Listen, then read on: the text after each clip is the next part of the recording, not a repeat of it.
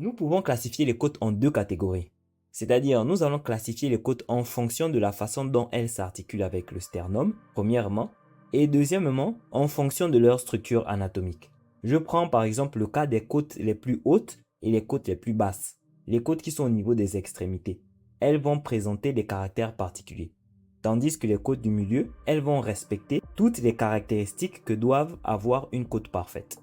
Nous allons commencer par la classification des côtes en fonction de leur articulation avec le sternum.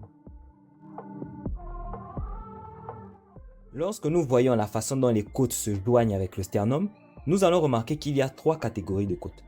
La première catégorie, ce sont les côtes qui vont directement s'articuler avec le sternum.